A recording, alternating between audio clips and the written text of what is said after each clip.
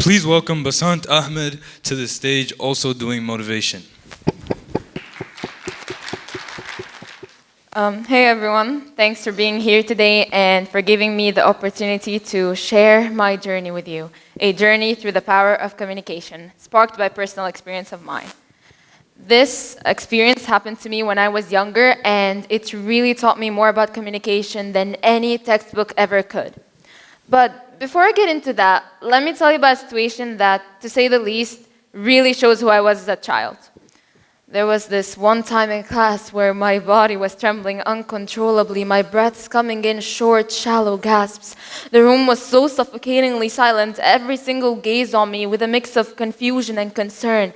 It was as if the air had turned so thick with tension wrapping around me and suffocating me. Something had gone terribly wrong and everyone knew it. They all gathered around, their whispers being the only thing that sliced through the silence. And all the while, I just stood there, paralyzed by fear and confusion, unable to make sense of what had just happened. I remember the shock, the disbelief, the overwhelming sense of injustice. I felt tears prickling at the corners of my eyes, threatening to spill over, and before I knew it, I was crying, and not just crying, but full-blown, heavying sobs that echoed through the entire classroom. And guess what? It was all because a kid broke my pencil. Now, I know what some people may think. That reaction over a pencil, you may think it's not worth crying for, and you'd be right, but that's who I was as a child. Sensitive, perhaps a little too sensitive, and very easily affected. Yet that sensitivity would, in turn, change the way I viewed communication the most. Now, picture this. A young Arab kid, eager to learn, stepping into an Indian school where everything was different. The culture, the language, the people, it was all so new to me, and to them, I was new too. But instead of being met with curiosity and attempts to connect, I was instead met with silence. It felt like I was invisible, like my words didn't matter because they were in a different tongue. Imagine putting a kid that sensitive in such a situation. It really hurt, to feel so utterly alone in a sea full of unfamiliar faces, to feel that no matter what I did, I'd always remain an outsider. It would have been so easy for myself to retreat into myself and to build these closed walls, and for a while, I did just that. I shut myself away, and day by day, my comfort zone, this little circular area that we surround ourselves with, it got smaller and smaller and smaller. Anyway, so as I was saying, my comfort zone, this little circle or area that we surround ourselves with, it got smaller and smaller and smaller each day until it could only fit me inside.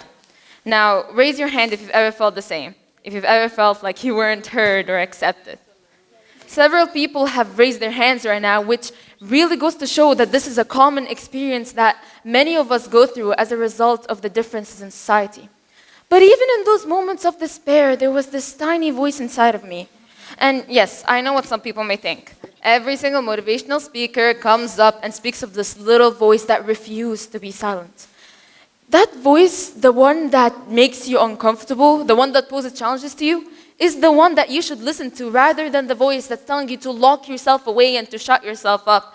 And that's what I did. I ended up listening to the voice, the one that made me uncomfortable, and slowly but surely, I began to understand the importance of communication. It isn't just about speaking, it's about reaching out, about being vulnerable even when it's uncomfortable.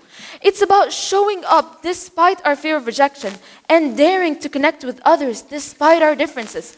That experience taught me something invaluable, the importance of communication, especially in the face of silence or indifference.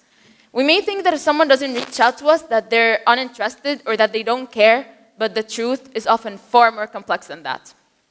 You see, communication isn't just about words, it's about presence.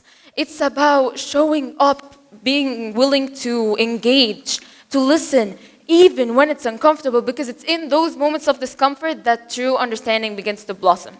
So here's my challenge to you. The next time you find yourself faced with silence, with indifference, don't shy away from it. Lean into it, ask questions, listen actively, because it's in those moments of connection, however fleeting, that we find our common humanity. In the end, communication isn't just about transmitting information, it's about building connections, building bridges, and ultimately creating a world where we all feel seen, heard, and valued. So let's embrace the value of communication together. Thank you.